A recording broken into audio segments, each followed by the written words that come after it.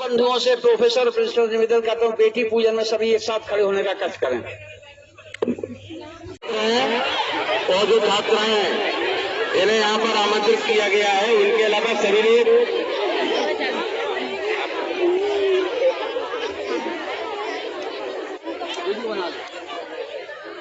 ताली बजती रहे, बजाते ताली।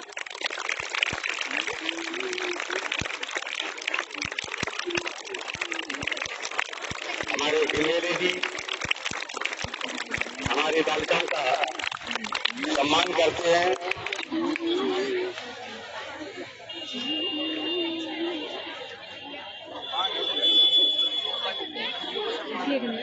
अब मैं प्रधानाचार्य महोदय से अनुरोध करूंगा कि हमारे विद्यालय की छात्राओं को जनरल नॉलेज की बुक देकर के सम्मानित किया जा रहा है।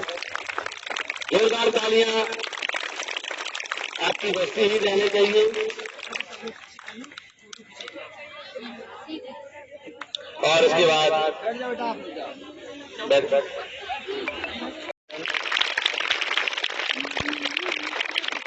ये आते भी रहे हैं। अरे धन्यवाद गंगेरे जी इस अभिनंदन के लिए, बहुत बहुत धन्यवाद। रागा सूरज सुवास सरस अनुरागा, अमय मोर मय चूरन चारु, समन सकल भज रुज परवारु।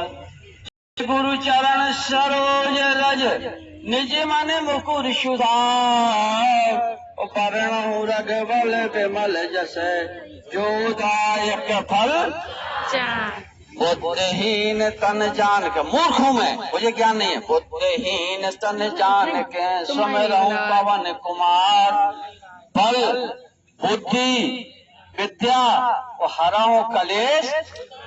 जाओ ताली सभी लोग। कार्यक्रम में सबसे पहले गुरु की वंदना की जाती है। हमारे परम गुरु महाराज जी हैं।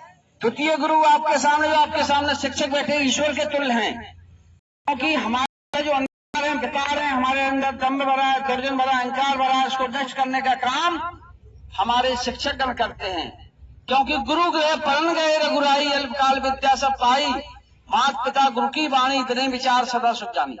प्रिय विद्यार्थियों, छात्राओं, ये मेरा सौभाग्य है कि आपके विद्यालय में मुझे 5 साल बाद कार्यक्रम करने का अवसर मिला। इसमें पाठक जी थे, एक कार्यक्रम हुआ था 4 साल 4.5 साल हो गए पाठक जी के समय कार्यक्रम हुआ था वहां बैठ करके। आज बड़ा सौभाग्य रणवीर सिंह जी के माध्यम से माननीय कार्यक्रम अधिकारी से, मैं नौगांव से सुबह 9 बजे निकला था ठंडी में। मुझे ठंडी नहीं लगती, ना गर्मी लगती, ना बरसात होती है। मुझे तो केवल लगता है कि हमारे बच्चों के चेहरे हंसते मुस्ते चेहरा थे, कब हम बच्चों को देख लें, कब बच्चों से मिल लें। हम आपको एक तो मैडम की घड़ी टॉपिक वो जरूर सुनाएंगे, और एक आपको चिकबब्बा की कहानी सुनना चाहेंगे तो वो बच्चों की बात सुनाएंगे। चिकबब्बा कितने लोग जानते हैं? सावनी में आओ तो चिकबब्बा आओ, उनकी कहानी हमने सब। कुछ बात बोलने में संकोच होता है, कुछ असंभव सा लगता है। बच्चे बात नहीं करेंगे, बिल्कुल साइलेंट क्विकली बैठेंगे। आपको इतना आनंद देंगे हम कि आपको लगेगा जीवन में पहली बार हमको कोई ऐसा वक्ता मिला है, ऐसा बोलने वाला दादाजी मिले हैं। हम पहले अपने जीवन की कुछ बात बताएंगे आपको। आज मैं श्री राम राजा सरकार जा रहा हूं, कर रहे हूं क्यों? हमको ईश्वर ने प्रेरणा दी है। मैं जनपद महोबा के बॉर्डर का गांव धोर्रा, उस पर हमारा गांव वीरपुरा है, 9 गांव से लगा हुआ बॉर्डर पे, बिल्कुल सेंटर लाइन है। और हमारे धोर्रा के गांव के जो एक छोटे परिवार में पैदा हुए डॉक्टर राकेश मिश्रा जी, वो दिल्ली में अपने गृह मंत्री जी अमित शाह जी के पीए है, और आज भी वहां पर हमको रोज फोटो टीवी में आते हैं। वो भी माता पिता के नाम से काम करते हैं। मैं एमपी का हूं, लेकिन जब मैं 1 जुलाई 1962 को जब पहली दिन स्कूल गया, तो वो बात बच्चों को बताना चाहता हूं। जो माता पिता की इज्जत नहीं करते हैं, माता पिता की बातों का ध्यान नहीं देते, गुरु का सम्मान नहीं करते, उस बात का सोचो। हम बच्चों से बात करेंगे और सर से सभी से कि मैं शख्सियत हूं, छोटे से साधु परिवार में पैदा हूं। मेरे पिताजी साधु हो गए थे। मेरे घर में पहनने के लिए कपड़े नहीं, खाने के लिए भोजन नहीं, पढ़ने के लिए किताब नहीं। लेकिन मेरी माँ ने कहा, बेटा आपको पढ़ाना है, स्कूल जाना तो कुछ संस्कार आपको सीखना पड़ेगा, संस्कृति हमारी भारत की क्या उसको सीखना पड़ेगा, उसको जीवन में आपको रखना है। वो दिन मुझे याद है जब मैं विद्यालय जाने लगा तो उस समय में बस्ता चलते, तकली दबा चलती थी सारी चीजें। वो हमें थैला था, उसमें झोल रही थे, थैला थे, और थैला में हमारी मम्मी ने हमको थैला में सामान किताबें रख दी, स्लेट रख दी और बोले बेटे इधर आओ। उन्होंने कहा नहा के आओ, हमने नहाया। एक अलमारी में हमारे पटैया रखी थी, शंकर जी की छुटकाओं का मामला था। पटैया में हमारी पोतनी माटी होती, पोतन जो मम्मी है उड़न डालती, और पोतनी माटी से उन्होंने हमारा टीका लगाओ, हमने पाँव पर मताई के मूड धर के बताई, बोली हमारे पाँव ना पर, हमसे जेठी हमारी सास बैठी उनके पाँच। संस्कारों की बात बच्ची अभी ध्यान से सुने। पहले कहा हमारी माँ ने कि हमसे पहले हमारे घर में बुजुर्ग है, उनके पैर छुओ, स्कूल जाना है तो हमने उनके छुआ आशीर्वाद। फिर उन्होंने कहा बेटे जो रास्ता में जितने लोग बोले सबको प्रणाम अभिवादन स्वीकार करना, आज से तुम शिक्षा ग्रहण करने जा रहे हो, संस्कार ग्रहण करने जा रहे हो, वो जाना। और जब प्रार्थना हो जाए स्कूल की तो आप गुरुजनों के आशीर्वाद जरूर ले लेना। उसके बाद फिर हम आपको दूसरे दिन की बात दूसरे बताएंगे। प्रिय विद्यार्थी, शक्ति हमें तो दया दे कर्तव्य मार्ग पर डट जावे, पर सेवा, ध्यान देके शब्द का, वह शक्ति हमें दो दया न दे कर्तव्य मार्ग पर डट जावे, पर सेवा पर उपकार में जीवन सफल बना जावे, हम भूले भटके उनको तारा खुद तर जावे। दूसरी प्रार्थना है दया करता निभक्ति का हमें परमात्मा दे रहा। यही है कि नहीं है? हाँ, ये दोनों प्रार्थनाएं विद्यार्थी जीवन में स्तंभ है, जड़ है।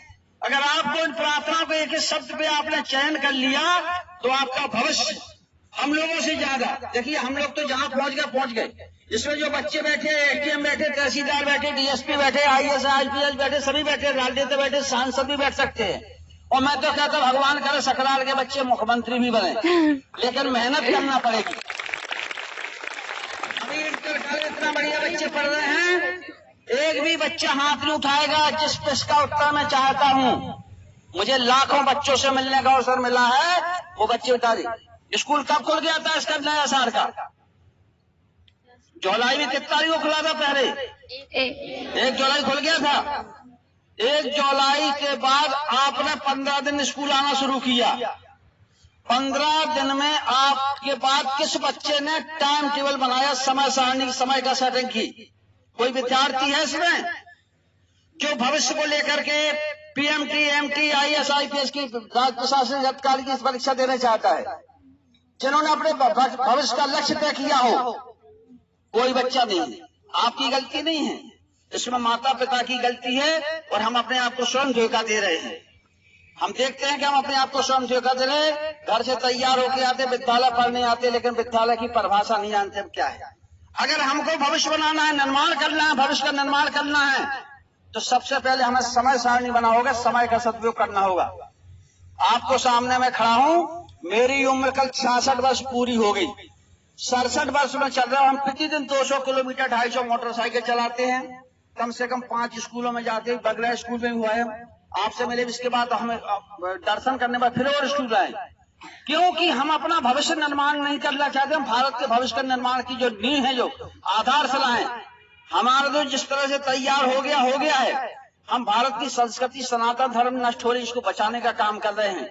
आज श्रद्धा जैसी बेटियों के 35 टुकड़े भारत के अंदर हो रहे हैं। क्यों हो रहे हैं?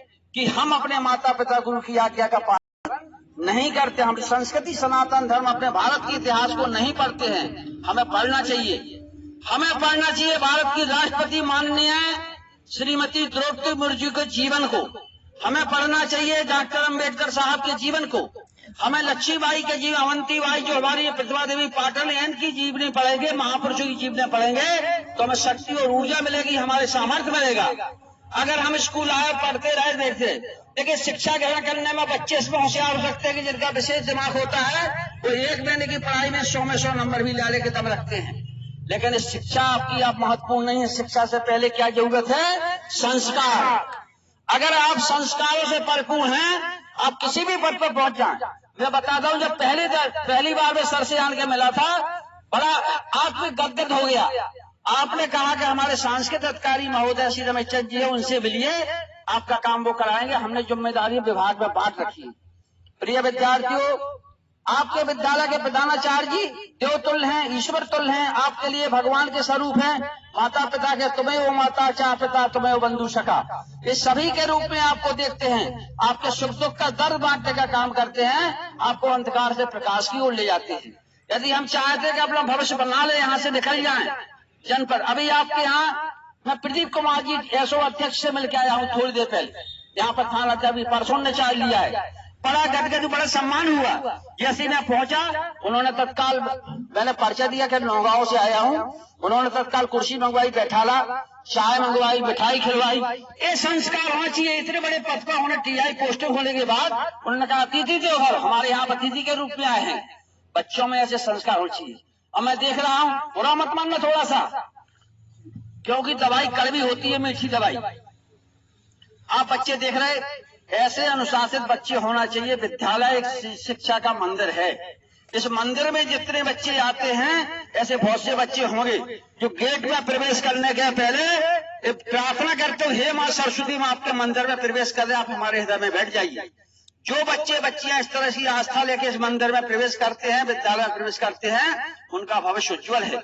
जो बच्चे नहीं करते हैं, वो आज से करना है। काल करे सो आज करो, आज करे सो अब करना है आज से। सभी विद्यार्थी आज से सबसे पहले तो टाइम टेबल बनाएंगे, समय सारणी बनाएंगे।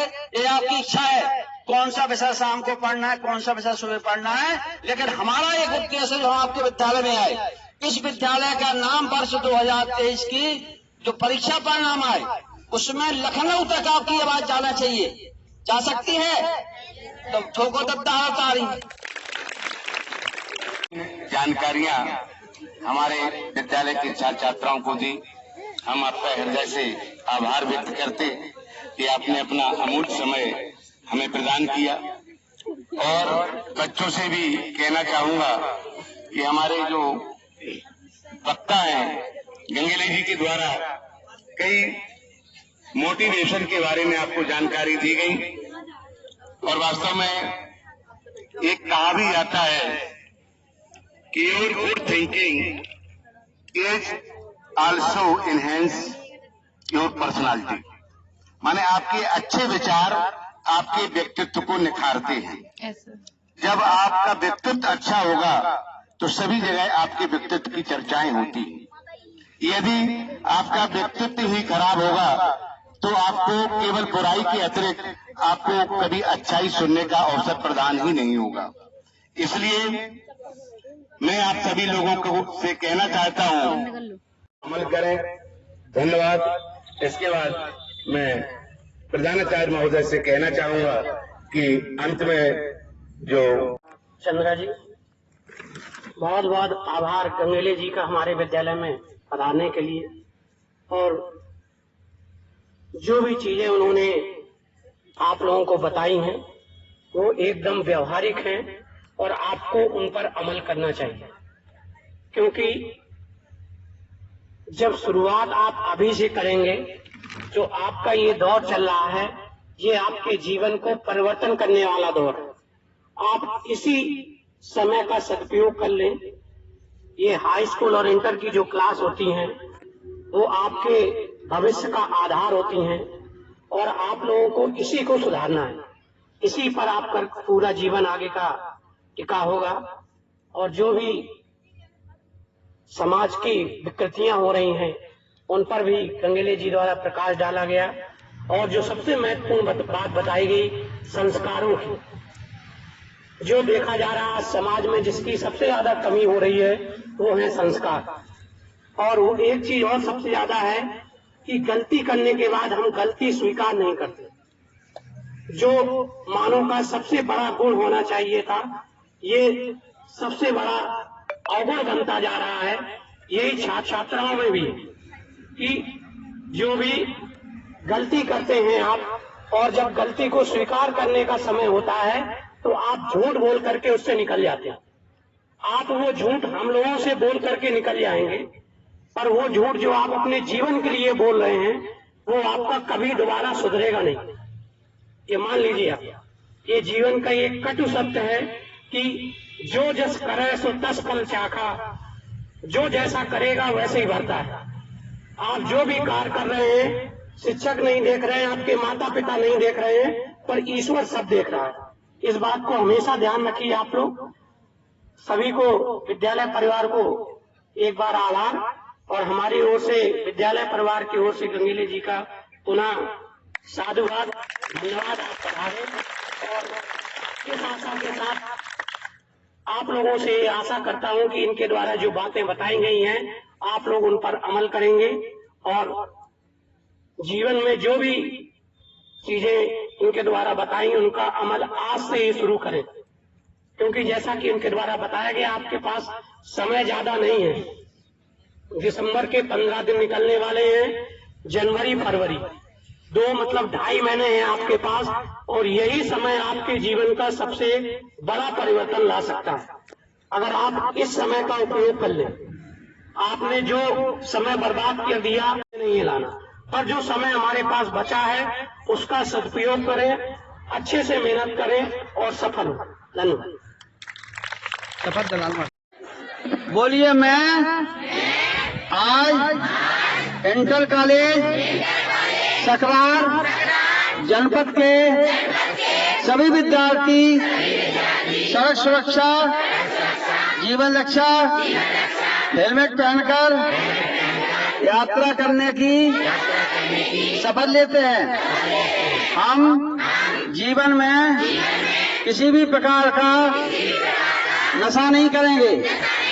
नशा करने वालों को नशा के दुष्परिणामों से अवगत कराएंगे। अपने विद्यालय का नाम राज्य स्तर पर लाने के लिए आज से ही टाइम टेबल बनाकर पढ़ेंगे। माता पिता, गुरुजी की आज्ञा का पालन करेंगे। भारत माता की। देखिए, सम्माननीय प्राचार्य महोदय हाथ में हेलमेट लिए हुए हैं और हेलमेट बता रहे हैं, हेलमेट पहन के आपको वाहन चलाना है। सभी बच्चों को बहुत बहुत शुभकामनाएं। एक बार पुनः धन्यवाद। जय हिंद, जय भारत। लाइन बना करके सभी विद्यालय अपनी क्लास में जाएंगे। सभी लोग संचालक महोदय बताएंगे। धन्यवाद। आप लोग बैठ जाइएगा।